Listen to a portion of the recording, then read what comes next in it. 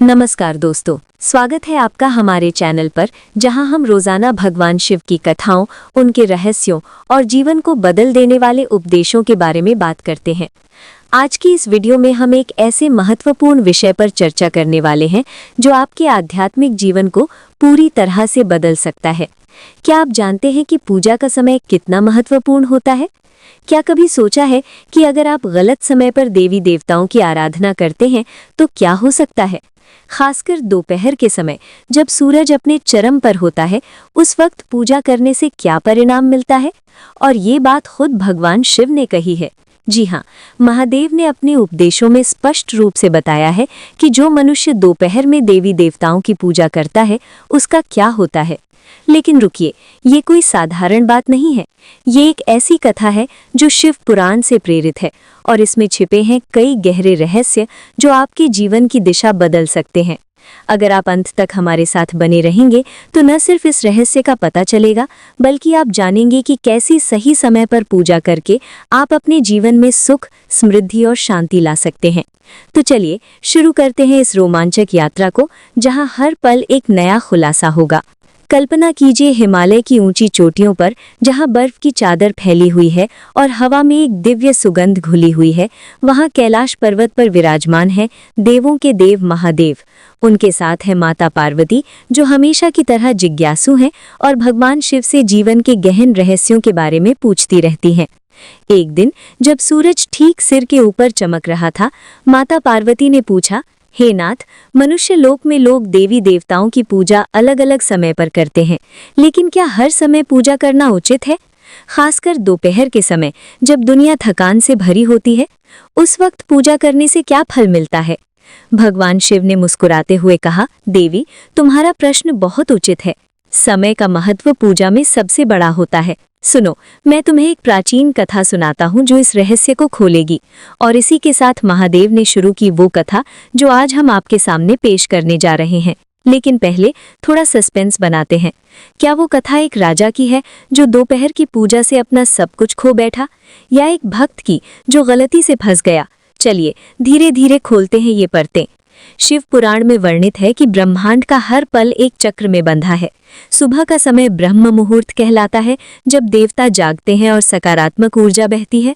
शाम का समय प्रदोष काल है, जब शिव नृत्य करते हैं और भक्तों पर कृपा बरसाते हैं। लेकिन दोपहर का समय, जो लगभग 12 बजे से 3 या 4 बजे तक होता है, वो अभिजीत मुहूर्त कहलाता है।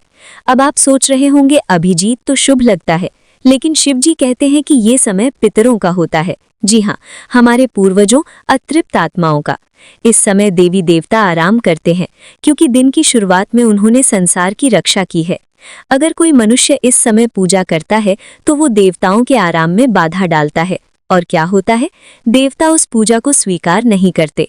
फलस्वरूप भक्त को पूजा का कोई पुण्य नहीं मिलता, बल्कि उल्टा उसके जीवन में विघ्न आते हैं। लेकिन ये तो सिर्फ शुरुआत है।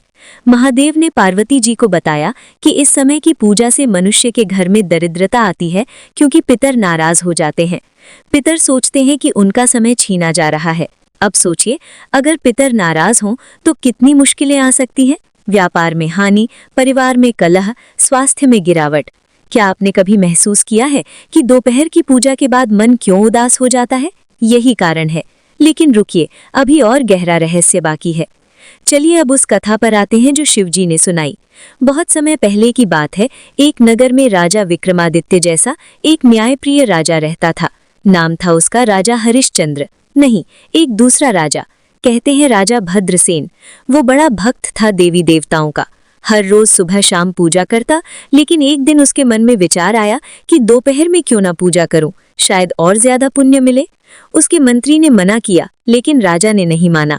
उसने दोपहर में भव्य पूजा की, धूप, दीप, फूल, मंत्र, सब। लेकिन क्या हुआ? रात को सपने में पितर आए और बोले, राजन, तुमने हमारा समय छीना, अब देखो क्या होता है। अगले दिन से राजा के राज्य में सूखा पड़ गया। फसलें सूखी, प्रजा भूखी हुई। राजा समझ नहीं पाया। फिर एक रात महादेव स्वयं सपने में आए और बोले, हे राजन, दोपहर का समय पितरों का है। तुम्हारी पूजा देवताओं तक नहीं पहुंची, उल्टा पितर नाराज हो गए। अब प्रायश्चित करो। राजा ने प्रायश्चित किया। शाम को प्रदोष व्रत रखा, शिव की विशेष पूजा की और धीरे धीरे सब ठीक हो गया। लेकिन सोचिए, अगर राजा जैसा शक्तिशाली व्यक्ति इतना प्रभावित हो सकता है तो साधारण मनुष्य का क्या हाल होगा।